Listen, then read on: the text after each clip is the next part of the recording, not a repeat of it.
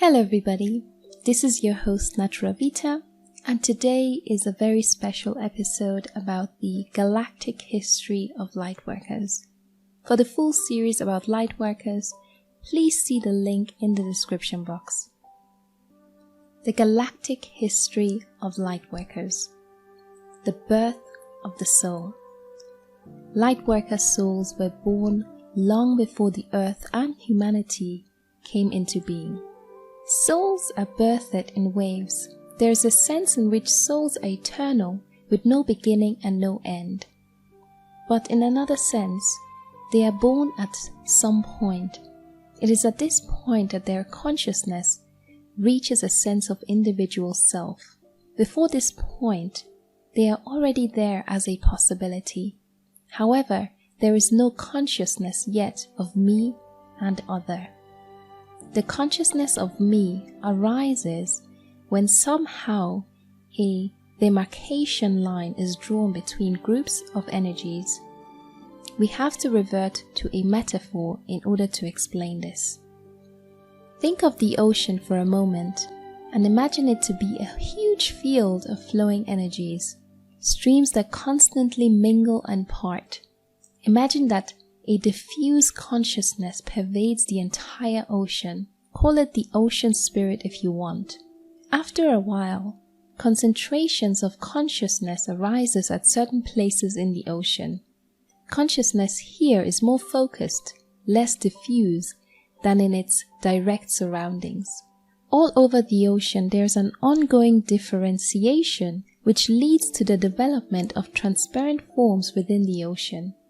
These forms, which are focused points of consciousness, move independently from their environment.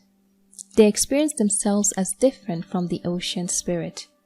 What occurs here is the birth of rudimentary sense of self or self-consciousness.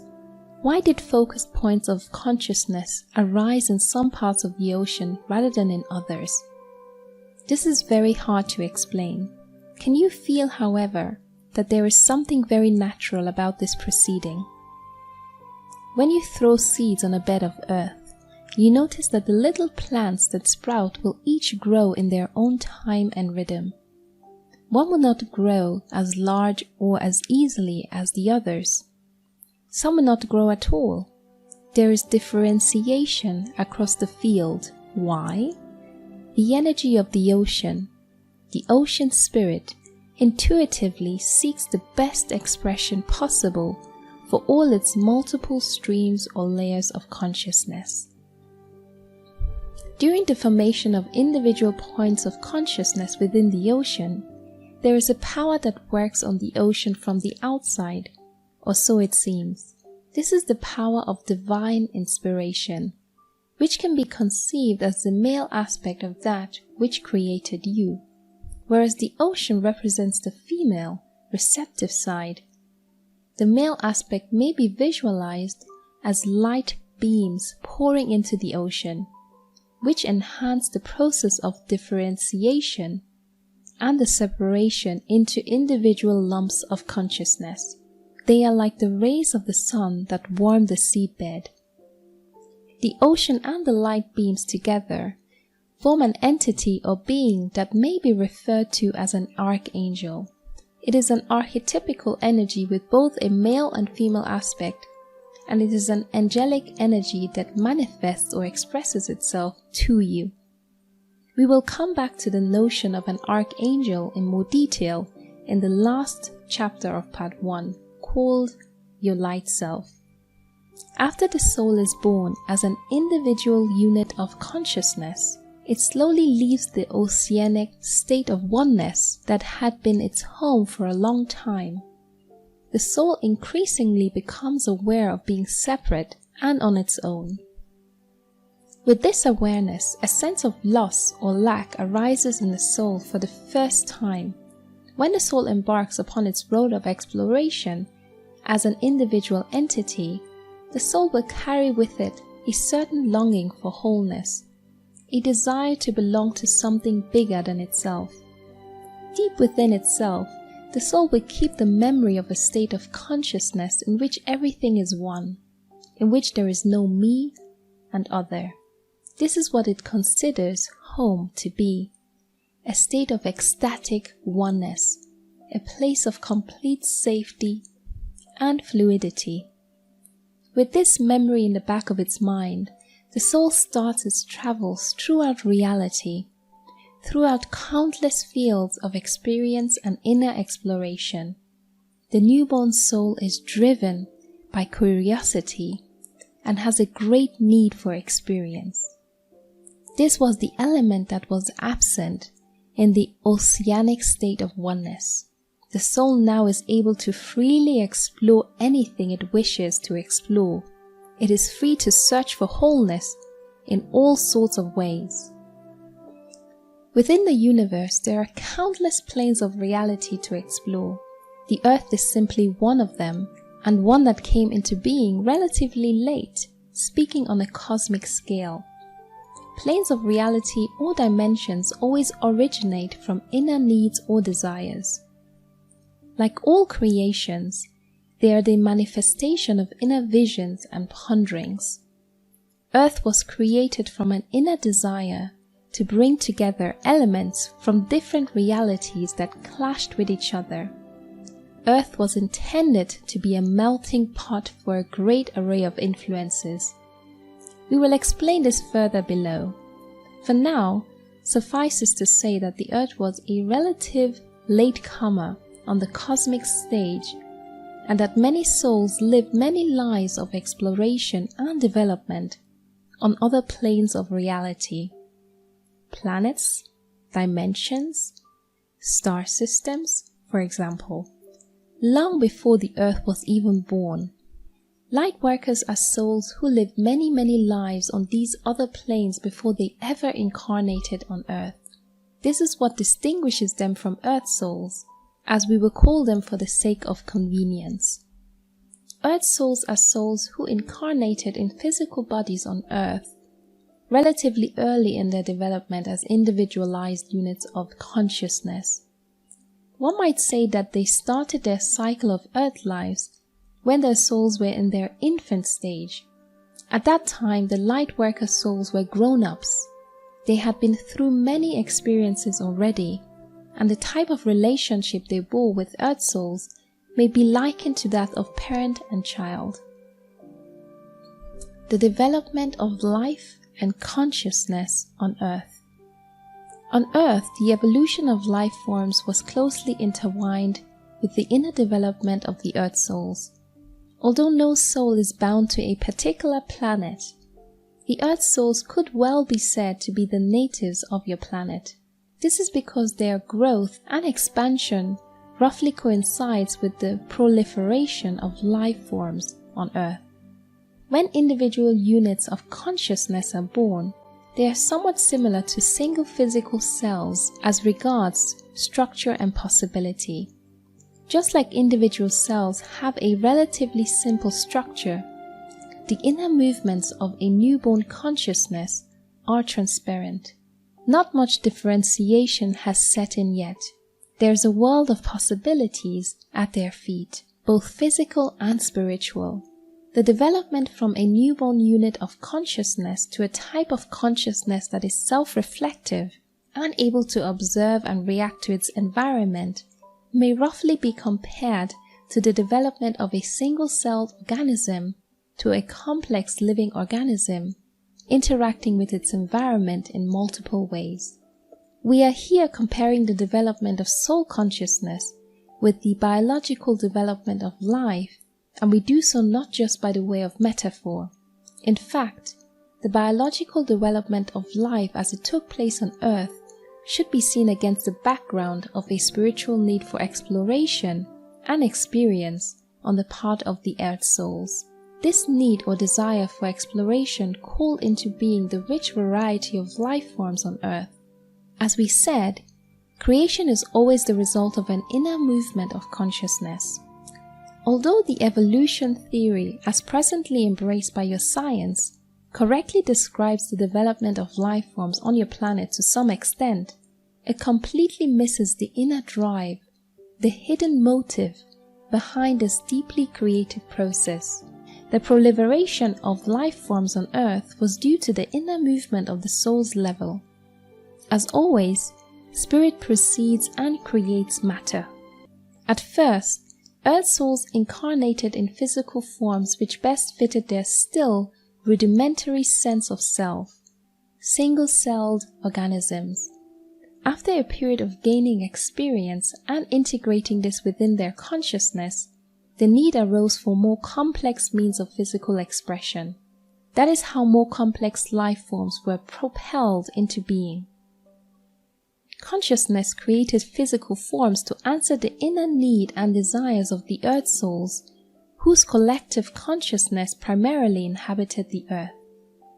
The formation of new species and the incarnation of Earth souls into individual members of those species represent a great experiment of life and consciousness.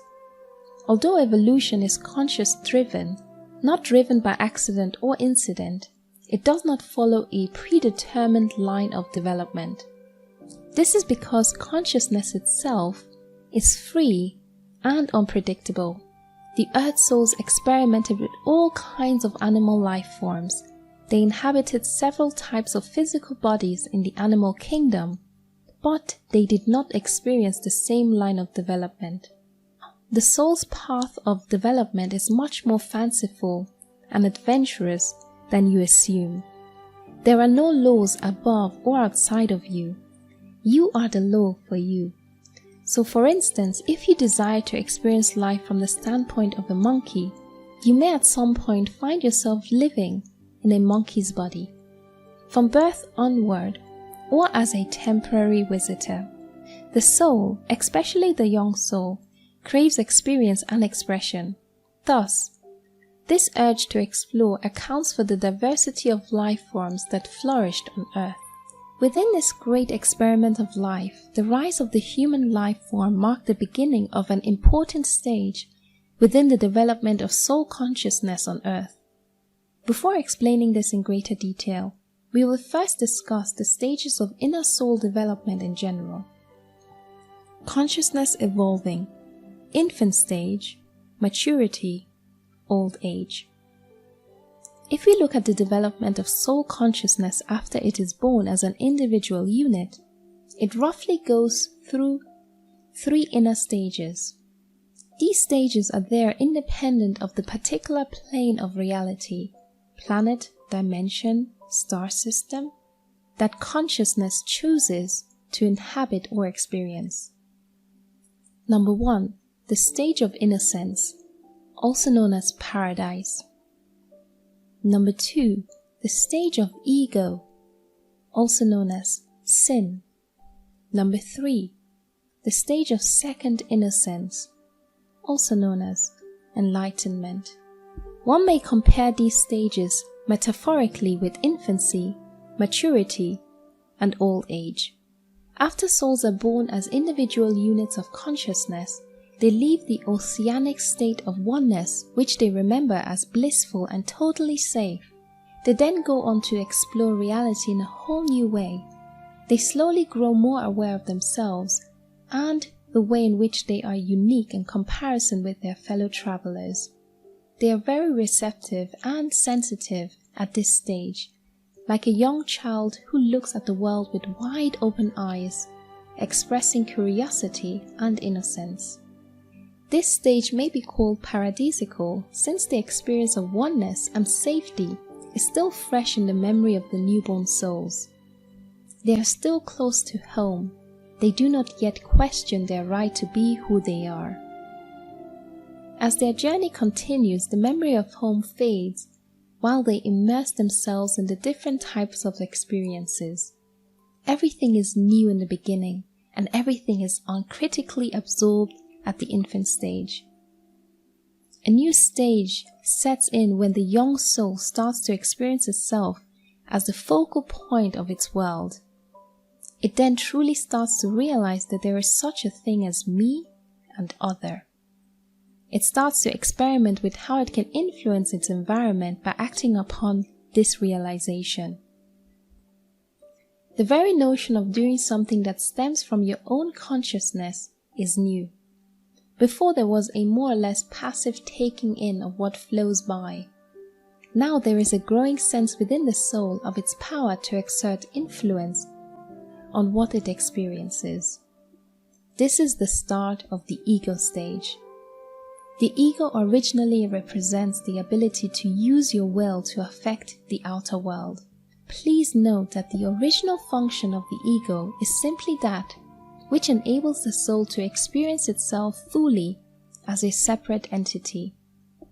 This is a natural and positive development within the evolution of the soul. The ego is not bad in and of itself. It does, however, tend to be expansive or aggressive. When the newborn soul discovers its ability to influence its environment, it falls in love with the ego. Deep down, there still is a painful memory within the now maturing soul. It remembers home. It remembers paradise lost. The ego seems to hold an answer to this pain, this homesickness. It seems to enable the soul to actively get a grip on reality. It intoxicates the still young soul with the illusion of power.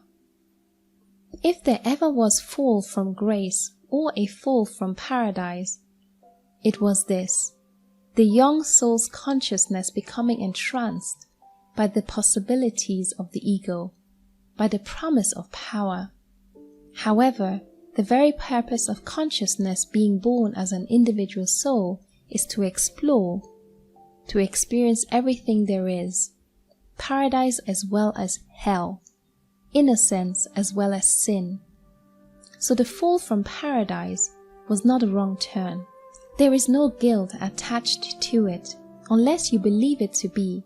No one blames you apart from you.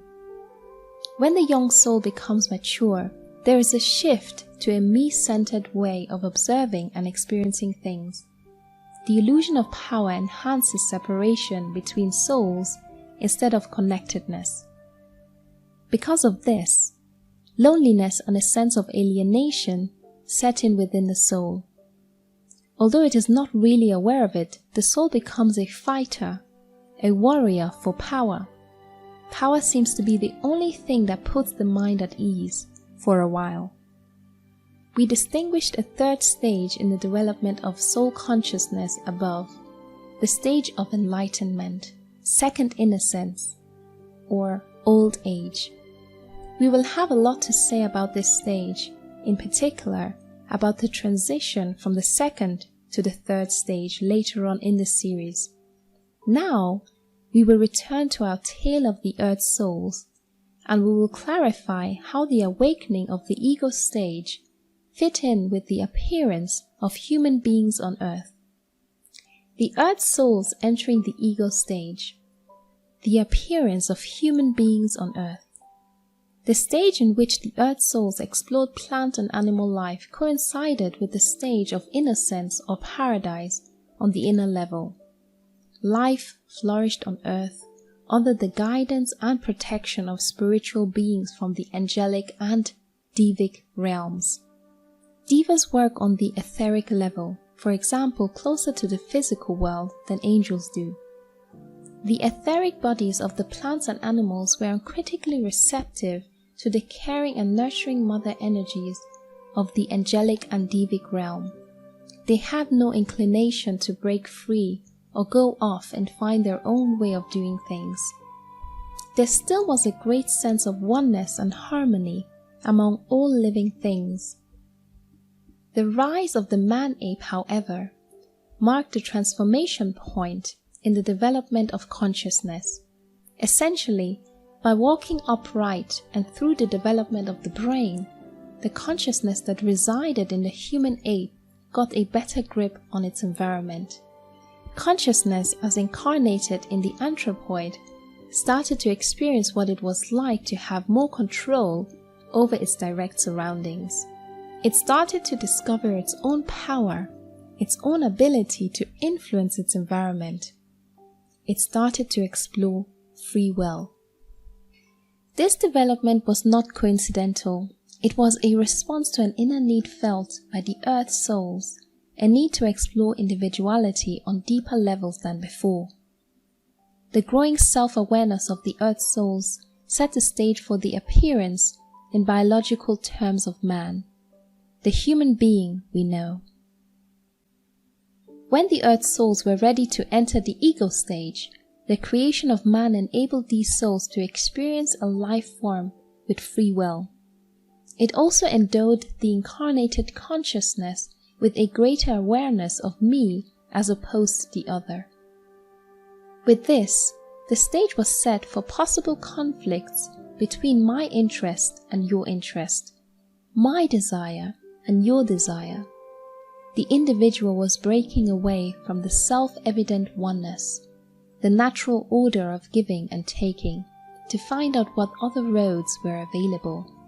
This marked the end of paradise on earth. But we ask you to conceive of this not as a tragic event, but as a natural process. Like the seasons in a year. It was a natural turn of events that would ultimately enable you in this day and age to balance divinity and individuality within your being. When Earth Soul consciousness entered the ego stage and started out to explore being human, the devic and angelic influences slowly receded into the background. It is in the very nature of these forces to respect the free will of all energies they encounter. They will never exert their influence uninvited. So ego consciousness got free rein, and the Earth souls got acquainted with all the privileges and drawbacks of power. This also affected the plant and animal kingdom. One might say that the emerging warrior energy was partly absorbed by these non-human realms, which created a sense of turmoil within them. This is still present today. When the Earth souls crave new venues of experience, this made them receptive to new outer influences as well. Here we want to draw attention especially to types of extraterrestrial galactic influences which greatly affected the maturing but still young Earth souls. It is at this point of our history also that the souls which we have called Lightworker souls entered the stage. Galactic influences on man and Earth. By galactic or extraterrestrial influences, we mean influences from collective energies associated with certain star systems, stars or planets. In the universe, there are many levels or dimensions of existence.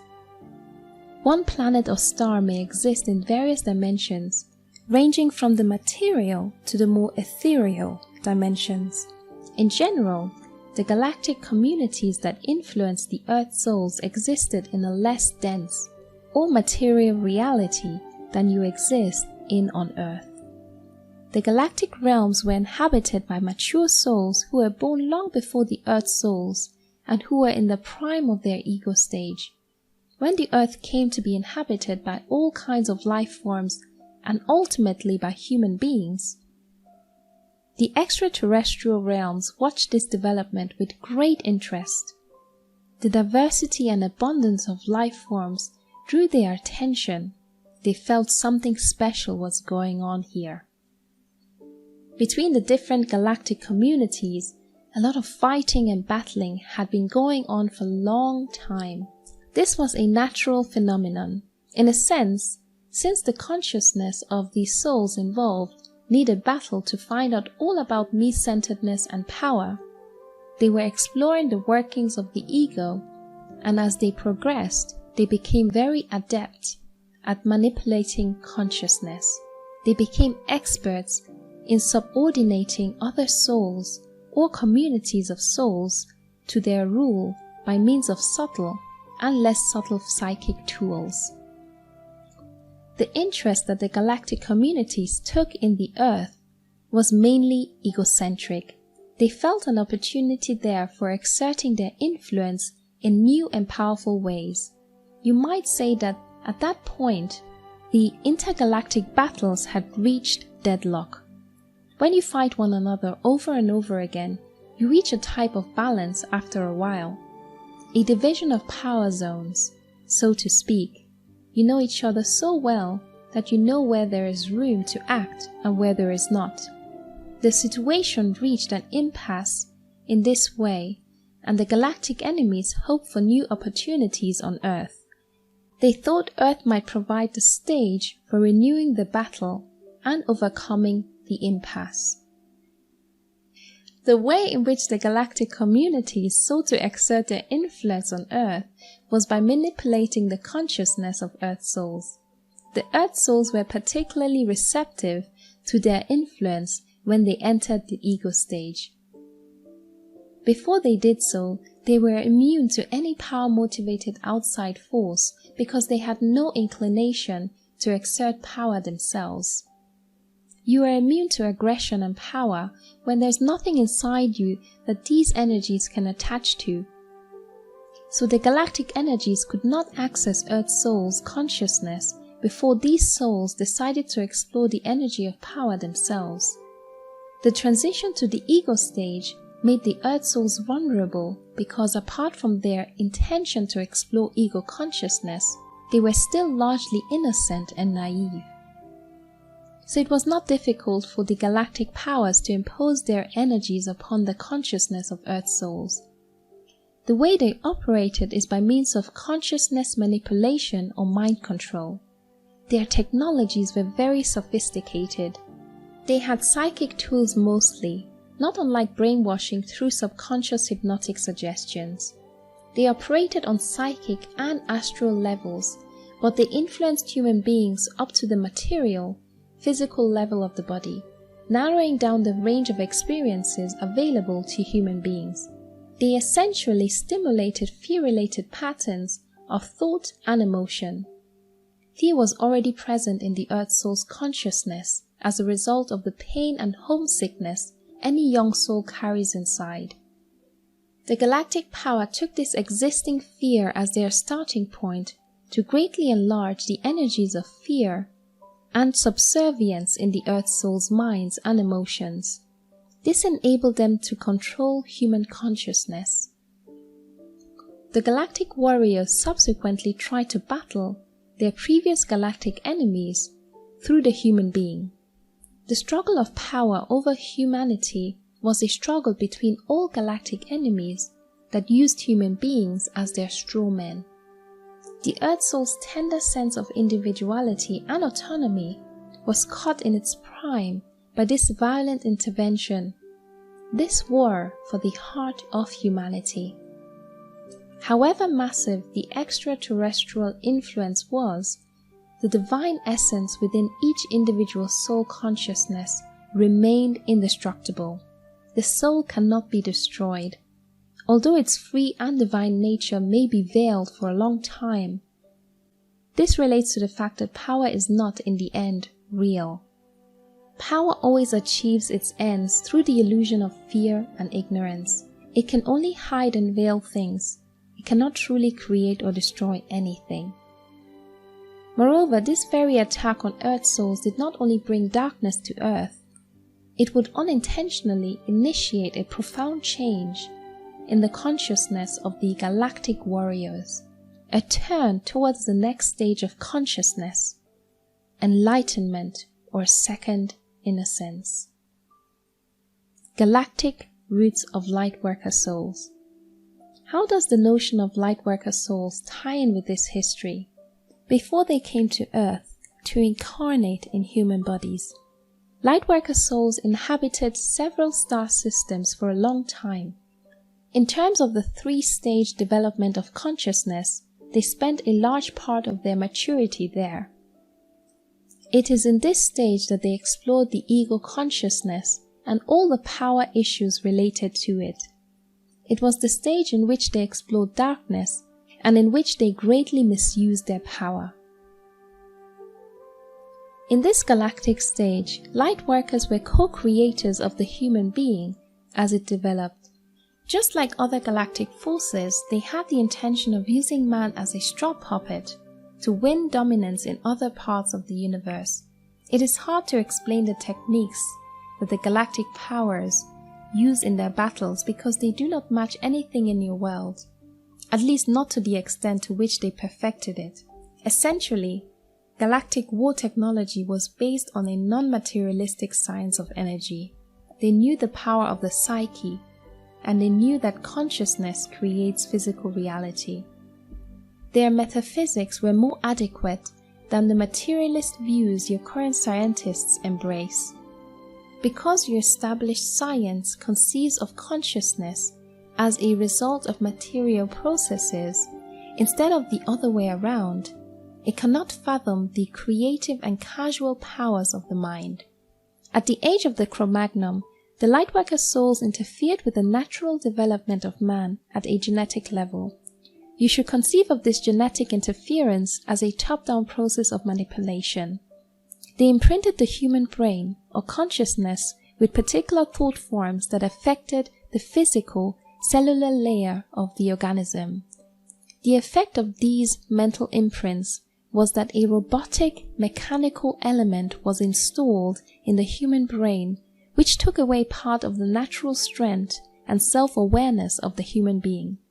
There was an artificial implant that made man more suitable as an instrument for the extraterrestrial strategic goals. By interfering in this way with the development of life on Earth, the Lightworker souls violated the natural course of things. They did not respect the integrity of the Earth souls who inhabited the evolving human species. In a way, they robbed them of their newly gained free will. There is a sense in which no one can rob any soul's free will, as we indicated at the end of the last paragraph. However, in practical terms, because of the extraterrestrial superiority at all levels, the Earth souls lost their sense of self-determination to an important extent. The Lightworkers looked upon human beings as tools, as things essentially which helped them realize their goals. At that stage, they were not ready to respect life as valuable in itself. They did not recognize in the other, their enemies or slaves, a living soul like themselves. Now there is no sense in placing any judgment on this, since it is all part of a grand and profound development in consciousness. At the deepest level, there is no guilt, only free choice. There are no victims, no offenders. Ultimately, there is only experience. You, the Lightworker souls who once employed these dark means of oppression, judged yourselves very severely for your deeds afterwards. Even now you carry a deep sense of guilt inside, which you are partly aware of as the feeling that you are not good enough in whatever you do. This feeling originates from a misunderstanding. It is important to understand that Lightworker is not something you simply are or aren't. It is something you become when you go through the journey of experience, experiencing light and dark, being light and dark. If we had to name you, we would call you the Christed souls instead of Lightworkers. Have you ever had the experience that a bad mistake you made eventually changed things in positive and unexpected ways? Something similar happened as a result of the galactic interference with Earth and humanity. In the process of imprinting the Earth souls with their energies, the galactic forces actually created a big melting pot of influences on Earth. You might say that the battling element within the different galactic souls were implanted within humanity as a race, thereby forcing the human being to find a way of uniting them or bringing them to peaceful coexistence. Although this severely complicated the journey of the Earth souls, it will ultimately create the best chance for a positive breakthrough, a way out for the stalemate situation the galactic conflicts had reached. Remember, all things are interconnected. There is a level at which the Earth souls and the galactic souls were and are driven by the same intent. This is the angelic level. Every soul is an angel in the deepest core. At the angelic level, both the galactic warriors and the Earth souls consented to take part in the cosmic drama sketched above. The galactic interference not only helped Earth become the melting pot it was intended to be, it also marked the beginning of a new type of consciousness within the Galactic Warriors.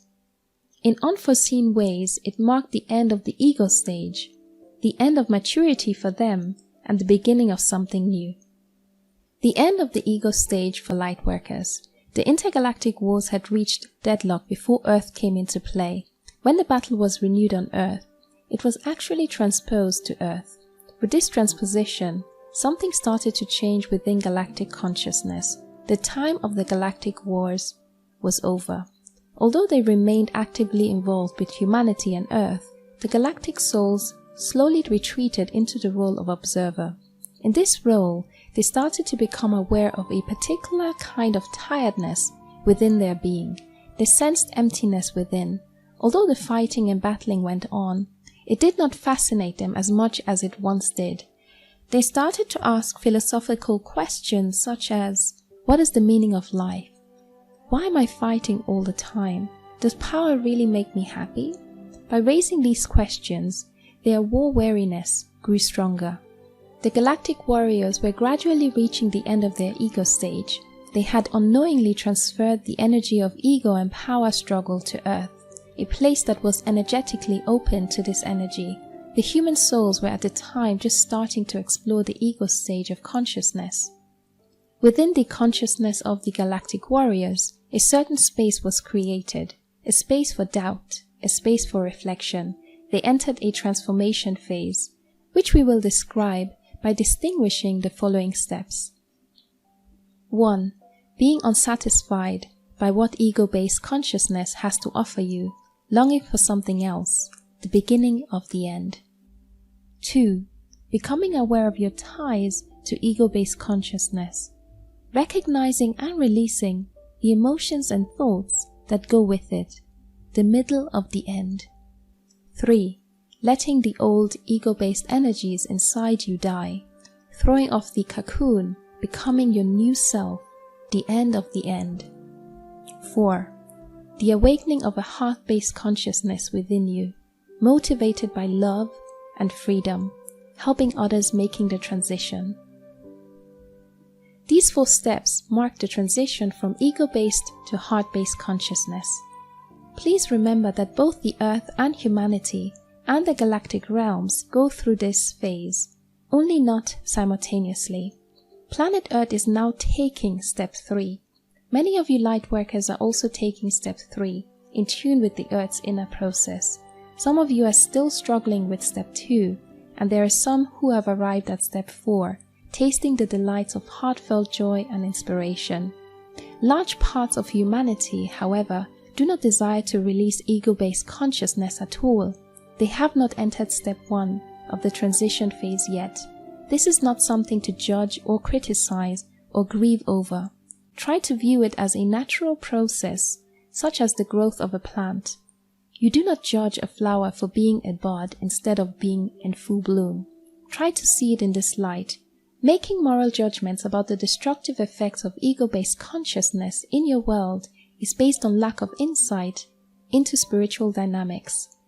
Moreover, it weakens your own strength, since the anger and frustration you sometimes feel by watching the news or reading your newspapers cannot be transformed into something constructive. It merely depletes you and lowers your own level of vibration. Try to see things from a distance, from an attitude of trust. Try to intuitively sense the undercurrents in collective consciousness, the things you hardly read or hear about in the media. It makes no sense to try and change souls who are still caught up in the reality of ego-based consciousness. They do not want your help, since they are not yet open to the heart-based energies that you, Lightworkers, wish to share with them. Even though to you, they seem to need help, as long as they don't want it, they don't need it. It's as simple as that. Lightworkers are quite fond of giving and helping, but they often lose their power of discernment in this area. This leads to a waste of energy and may result in self-doubt and disappointment on the Lightworkers' part. Please use your power of discernment here, as the desire to help can tragically become a pitfall to Lightworkers, which prevents them from really completing step 3 of the transition. We will now finish our description of the Lightworkers at the end of their ego stage.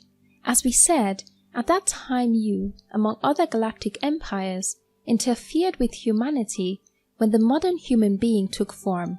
When you started more and more to play the role of observer, you got tired of fighting. The power you had been after for such a long time resulted in a type of dominance which annihilated the unique and individual qualities of that which you dominated. So nothing new could enter your reality. You killed everything that was other. This way of proceeding made your reality static and predictable after a while. When you became aware of the emptiness within the struggle for power, your consciousness opened up to new possibilities. A longing arose for something else. You had completed step 1 of the transition to a heart-based consciousness. The energies of the ego, which had had free reign for eons, settled down and allowed space for something else. In your hearts, a new energy awakened, like a tender flower. A subtle and quiet voice began to speak to you of home, a place you had once known but had lost track of along your way. You sensed a homesickness within you. Just like the Earth souls, you had once experienced the oceanic state of oneness from which every soul is born. You gradually evolved from this ocean as individual units of consciousness. As these little souls, you had a great zest for exploration, while at the same time carrying a painful memory inside of a paradise you had had to leave behind. Once you entered the ego stage of consciousness later on, this pain was still inside you. What you essentially tried to do was to fill this empty spot in your heart with power. You sought to fulfill yourselves by playing the game of fighting and conquering. Power is the energy that most opposes oneness. By exerting power, you isolate yourself from the other. By struggling for power, you distance yourself even more from home, the consciousness of unity. The fact that power leads you away from home instead of bringing you closer to it was hidden from you for a long time, since power is strongly interwoven with illusion. Power can easily hide its true face to a naive and inexperienced soul. Power creates the illusion of abundance, fulfillment, recognition, and even love. The ego stage is an unrestricted exploration of the area of power, of winning, losing, struggling, dominating, manipulating, of being the offender and being the victim. On the inner level, the soul gets torn apart during this stage. The ego stage entails an attack on the soul's integrity. By integrity, we mean the natural unity and wholeness of the soul. With the entrance of the ego-based consciousness, the soul gets into a state of schizophrenia. It loses its innocence. On the one hand, the soul battles and conquers. On the other hand, it realizes that it's wrong to damage or destroy other living beings. It is not so much wrong, according to some objective law or judge, but the soul subconsciously realizes that it is doing something that opposes its own divine nature. It is in the nature of its own divine essence to create and give life. When the soul operates from a desire for personal power, deep within a sense of guilt arises. Again, there is no external verdict on the soul which proclaims it to be guilty. The soul itself realizes it is losing its innocence and purity. While the soul pursues power on the outside, a growing sense of unworthiness is eating at it from the inside. The stage of ego-based consciousness is a natural stage in the journey of the soul. Actually, it involves the full exploration of one aspect of the soul's being, the will. Your will constitutes the bridge between the inner and the outer world. The will is that part of you that focuses your soul's energy into the material world. The will may be inspired by the desire for power or by the desire for oneness. This depends on the state of your inner awareness. When a soul reaches the end of the ego stage, the will becomes more and more an extension of the heart. The ego or the personal will is not destroyed, but it is flowing in accordance with the heart's wisdom and inspiration. At this point, the ego joyfully accepts the heart as its spiritual guide. The natural wholeness of the soul is restored. When you, the Lightworker souls, arrived in step 2 of the transformation from ego to heart-based consciousness, you felt the sincere desire to make right what you had done wrong on earth. You realized that you had ill-treated the living human beings on earth, and that you had hindered the free expression and development of the earth souls. You realized that you had violated life itself by trying to manipulate and control it according to your needs. You wanted to release human beings from the bonds of fear and limitation, which had brought much darkness into their lives, and you felt you could accomplish most in this respect by incarnating into human bodies yourself. So you incarnated into human bodies, whose genetic makeup was partly created by yourself, in order to transform your creations from the inside. The souls who went to Earth with this mission intended to spread light into their own manipulated creations. Hence, they are called Lightworkers. You made the decision to do this, and to become entangled in a whole series of Earth lives, from a newborn sense of responsibility, and also from the heartfelt urge to take this karmic burden upon you, so that you would be able to fully let go of the past. What makes this time, 1950 to 2070 approximately, special is that there are 2 different cycles of consciousness coming to an end. A personal cycle, or a set of personal cycles, and a planetary cycle. The completion of these cycles coincides so that one reinforces the other. For a part of humanity, the completion of their personal cycle of Earth lives is near. Most of the souls involved in this completion are Lightworkers. To find out more about Lightworkers, see the video which I will be posting at the end of this video.